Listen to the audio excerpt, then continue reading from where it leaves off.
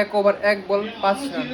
শুভে প্রথম over starting করছে শুভম ডুবে, মানে কি কইতাম কি অসাধারণ বল, মানে শুভম ডুবে মেন ব্যাটসম্যান অনুযায়ী বলার কি কমু, যেটা কমু এটাই ভালো লাগে।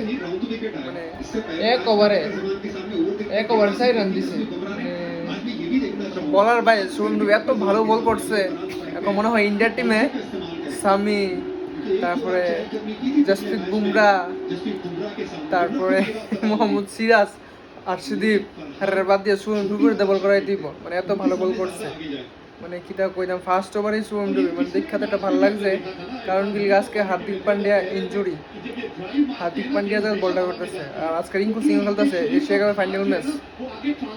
আশা করি আমরাই জিতব, আমরা বলতে আমরা ইন্ডিয়াই জিতবো। দেখা যাক কি করতে পারে। ও আবারও ডট বল।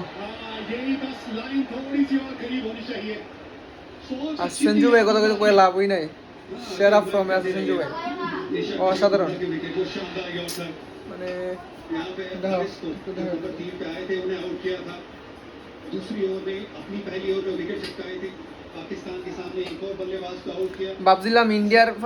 ভাবছিলাম ইন্ডিয়ার বাংলাদেশ এশিয়া কাপের ফাইনাল ম্যাচ খেলবো, কিন্তু দুঃখের বিষয় বাংলাদেশ এই খেলা পাকিস্তানের লোকে 135 রান 36 রান করতে পারছে না। কি কমু কিতা করতে খেলতো এক করে খেললেই চলে। হ্যাঁ 7 করেও লাগে না, 6.5 রান লাগে এবারে। সিঙ্গেল খেল বাংলাদেশের প্লেয়ার এসে দুপুর মারতো, মানে কুচবি আমরা যদি নামাই তো আমরা ভালো খেলতাম বাংলাদেশের টিমের থেকে। টিমও রাহে ফালতু টিমের প্লেয়ার লয়ে যা। সমু সরকার কত এক্সপিরিয়েন্স প্লেয়ার, সমু সরকারের বয় রায়। হ্যাঁ বাংলাদেশ কেমনে জিতবো, বাংলাদেশ কোচেন জিতবোটা কেমনে? সমু সরকারের মতন প্লেয়ারের বয় রে, বাকি প্লেয়ারটা তো দূরের কথা। কত এক্সপিরিয়েন্স প্লেয়ার। হ্যাঁ যখন তো তামিম ইকবাল, সাকিবুল হাসান, মোহাম্মদুল্লাহ,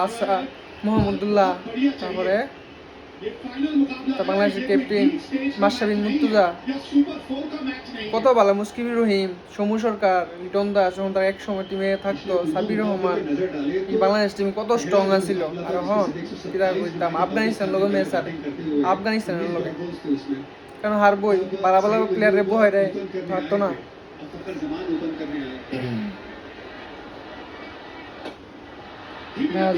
মনে হয় কিটা আর বাউন্ডারি